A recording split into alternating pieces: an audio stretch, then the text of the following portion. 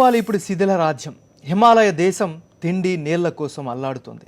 ప్రపంచ దేశాల సాయం కోసం ఎదురు చూస్తోంది. శిథిలాల కింద శవాలు, తమ వారిని కడసారైనా చూసుకోవాలని చివరి చూపు కోసం వేలాది మంది ఎదురు చూస్తున్నారు. కాఠ్మాండులో మా కరస్పాండెంట్ ఇస్మాయిల్ ఉన్నారు. ఆయన మరిన్ని డీటెయిల్స్ ఇస్తున్నారు. మరోసారి ఇస్మాయిల్ దగ్గరికి వెళ్దాం. నేపాల్లో సంభవించిన ఒక భూకంపం లక్షల జీవితాలను ప్రభావితం చేసింది. ఎంతోమంది కుటుంబాలను విషాదంలోకి నెట్టేసింది. ఇక్కడ ఉన్నటువంటి ఒక అపార్ట్మెంట్ ఒక కథ చెబుతుంది. ఒకసారి భూకంపం వచ్చిన తర్వాత ఏం జరిగిందో ఇక్కడ చూస్తే మనకు అర్థమవుతోంది. 6 అంతస్తుల బిల్డింగ్ ఇది. 6 అంతస్తుల బిల్డింగ్ ప్రస్తుతం నేలమట్టం అయిపోయింది. 6 అంతస్తుల బిల్డింగ్లో దాదాపు 15 నుంచి 20 ఫ్యామిలీస్ ఇక్కడ కాపురం ఉంటాయి. ఇందులో చాలామంది బయట పని చేసుకుంటారు. మగవాళ్ళు ఆ రోజు ఇళ్లలో లేరు. అయితే ఆడవాళ్ళు, సెలవుల్లో ఉన్నటువంటి చిన్న చిన్న పిల్లలు ఇందులో ఉన్నారు. మొత్తం ఈ బిల్డింగ్ కూలిపోయిన తర్వాత 100 మందికి పైగా మిస్ అయినటువంటి పరిస్థితి ఉంది. ఆ తర్వాత ఇక్కడికి రెస్క్యూ టీమ్స్ వచ్చాయి. 8 మంది ప్రాణాలతో బతకగలిగారు. వాళ్ళను కాపాడగలిగింది టీం.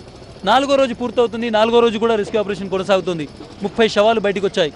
ఇంకా 60 మంది ఏమయ్యారు అనేటువంటిది ఈ బిల్డింగ్ కింద తేలుతుంది. బిల్డింగ్ కింద మొత్తం రెస్క్యూ ఆపరేషన్ కొనసాగాలి. కోల్పోయిన తమ వాళ్ళ కోసం అక్కడ 10ల సంఖ్యలో జనాలు ఎదురు చూస్తున్నారు. వాళ్ళంతా తమ వాళ్ళు బయట ప్రాణాలతో రావాలని, తమ కుటుంబ సభ్యులు కావచ్చు, తమ స్నేహితులు కావచ్చు, ఇక్కడ చిక్కుకున్న రావాలని 100ల సంఖ్యలో ఇంకా అక్కడ వెయిట్ చేస్తున్న సంవత్సరం. వీళ్ళందరూ ఇక్కడే ఉన్నారు. 2 రోజులుగా ఇక్కడే ఉన్నటువంటి పరిస్థితి. 2 రోజులుగా ఇక్కడే వాళ్ళు తమ వారు బయటకు వస్తారనేటువంటి ఒక ఆతృతతో, ఒక ఆవేదనలో ఇక్కడ ఉన్నటువంటి పరిస్థితి. ఈ బిల్డింగ్ను ఒకసారి చూసే ప్రయత్నం చేద్దాం. ఇక్కడ ప్రతి కుటుంబానికి సంబంధించినటువంటి వస్తువులు, ఆనవాళ్ళు దొరుకుతున్నాయి. కానీ మనుషులు మాత్రం కనబడడం లేదు. మనుషులు శవాలుగా బయటకు వస్తున్నారు. ఇప్పుడే ఒక 2 శవాలను బయటికి తీసింది ఎన్డీఆర్ఎఫ్ టీం. మంచాలు ఎక్కడికక్కడ విరిగిపోయాయి. ప్లాస్టిక్ బిందెలు ఉన్నాయి, ఫ్యాన్లు ఉన్నాయి. వాళ్ళు ఉపయోగించేటువంటి డైలీ సామాగ్రి, డబ్బాలు, మంచాలు, ప్రతిదీ కూడా ఈ బిల్డింగ్ కింద పూర్తిగా అదైపోయినటువంటి పరిస్థితి.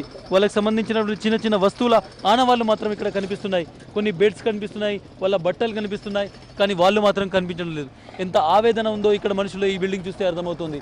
మొత్తం 60 మందికి సంబంధించిన లెక్క ఈ బిల్డింగ్ ఇప్పుడు చెప్పాల్సింది. ఆ 60 మందిలో ఎంతమంది ప్రాణాలతో బయటకు వస్తారు, ఎంతమందిని ఈ బిల్డింగ్ శవాలుగా మార్చేస్తుందో ఇంకొక 2 రోజులు అయితే కానీ తెలియనటువంటి పరిస్థితి. కానీ ఎన్డీఆర్ఎఫ్ పూర్తిగా ప్రయత్నిస్తుంది. భారత్ నుంచి వచ్చినటువంటి 1000 మందికి పైగా ఉన్నటువంటి టీం సభ్యులు ఇంకా ఇటువంటి రెస్క్యూ ఆపరేషన్లు కొనసాగిస్తున్నటువంటి సిచ్యువేషన్ అయితే కాఠ్మండూలో కొనసాగుతుంది. విలేష్ వెంకటేష్తో ఇస్మాయిల్, సాక్షి టీవీ, కాఠ్మండూ.